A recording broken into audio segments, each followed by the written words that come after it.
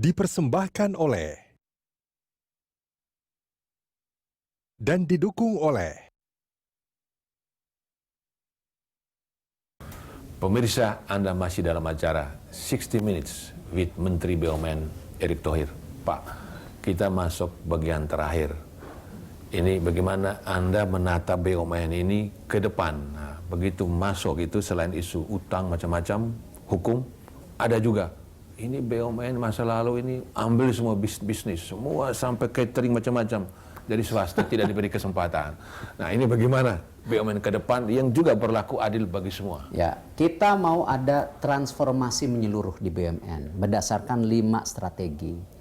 Satu tadi, memapping mana perusahaan BUMN yang sangat bisnis, mana yang benar-benar harus rakyat, ataupun yang 50-50. Itu harus kita mapping. Supaya KPI-nya jelas dalam menjalankan tugasnya, baik untuk direksinya.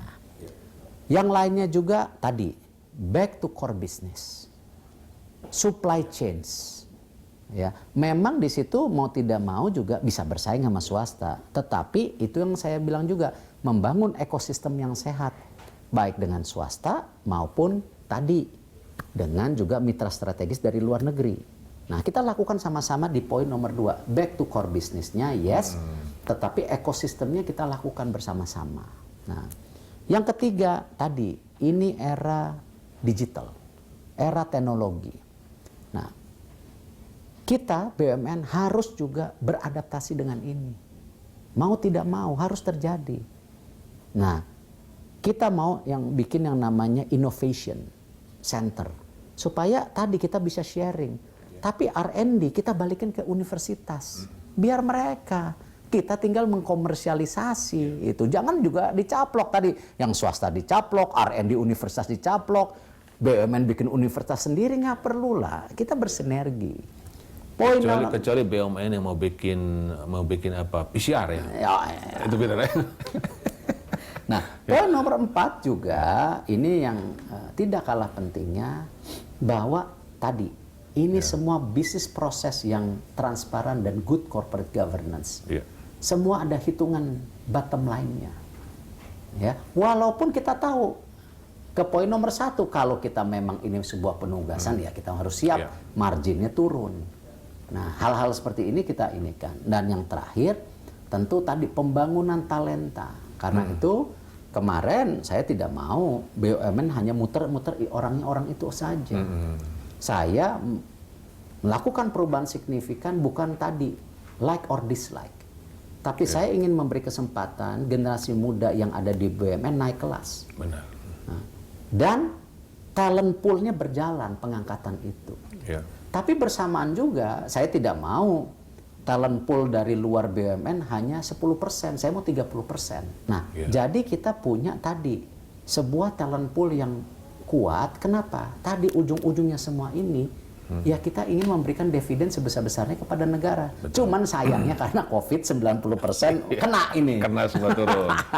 Nah, jadi transformasi yang kita harus lakukan. Kuncinya. Ya kan? Tapi bagaimana good corporate governance itu? Dan kata Pak Menteri pernah sebut bahwa saat ini pun tahu laporan keuangan dari semua BUMN itu sudah terjadi. Udah, karena sekarang kita punya 3 deputi yang fungsional.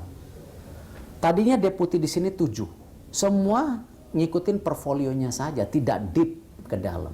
Akhirnya ada kasus hukum, ada keuangan tidak tahu. Ini pertama kali kita BUMN tahu cash flow kita. Dan kita juga punya deputi HRD, agak korporasi. Dan yang paling penting ke depan, saya sangat berharap kalau bisa ya BUMN sudah tidak terima lagi APBN, tetapi menjadi sistem 1% dari dividen kayak bagi hasil. Nah, ini ke depan. Dan Pak Presiden, Ibu Menkyu sudah menyetujui, mungkin ya perlu waktu 1-2 tahun lah. Artinya begitu dividen tidak store semua, ada untuk kembali. 1%. 1% dari dividen? Iya. Nah, ini bagus kenapa? Agar di kementerian ini tadi sama visinya. Kalau BUMN-nya sakit, kagak gajian. Benar. Jadi kita pola pikirnya sama gitu, sama-sama mendukung. Jangan ikut menggerogoti BUMN-nya. Gitu. Kapan mulai kejadian ini? Ya, sudah disetujui 1-2 tahun ini lah. Kita kita lakukan. Nah ini bukan holding loh, ini bagian dari tadi. Iya. Karena supaya BUMN ini tetap bisa gajian, Iya. juga ada KPI yang jelas. Kalau BUMN-nya tambah bagus, Iya. boleh dong, hak dong. Iya. Kasihan pegawai BUMN juga yang di kementerian. Kemudian dengan stimulus isu besar, stimulus kan ada PEN, apa namanya, dana untuk stimulus bisnis. Bagaimana BUMN udah masuk belum? Sudah. Kan Presiden pernah mengatakan Kemarin yang terakhir lambat. kan kita mendapat 30 triliun. Di situ jelas kalau BRI Himbara. Himbara. Jadi itu jelas kalau BRI sendiri akan memastikan UKM yang ada di pedesaan dan di perkotaan Iya. bisa mendapat bantuan. Nah, itu sudah BRI. Tapi kalau BTN lebih kepada rumah bersubsidi. Iya. Ini kita lakukan. Nah, kalau Bank Mandiri sama BNI, kita akan coba mereka tadi untuk membantu pengusaha yang menengah. Seperti tadi pedagang tekstil, apa misalnya Iya, betul. kontraktor. Nah, tapi semua ini harus satu, kita sepakati. Punya track record yang baik di Himbara. Nah, Nah, debitur. ini Sorry. penting karena gimana kalau kita membantu tadi pengusaha-pengusaha yang juga track record Iya. jelek di Himbara ya ini bukan zamannya lah. Ini zamannya ya Iya. transparansi Setuju dan itu. good corporate governance. Ya kita harus menciptakan pengusaha-pengusaha baru, Iya. tetapi pengusaha yang tadi yang punya track record yang jelas. Kemudian dana yang piutang dari PLN sama Pertamina sudah Ya. dibayarkan karena Sebagian kalau- sudah, Sebagian. tapi kan perlu waktu. Bu Sri Mulyani juga kasihan cash flow-nya. cash flow-nya ya. Ya, tentu saya berharap juga kepada semua pihak yang bisa mendukung pemerintah. Ya memang saat COVID-19 ini ya kita harus mengambil posisi. Apa?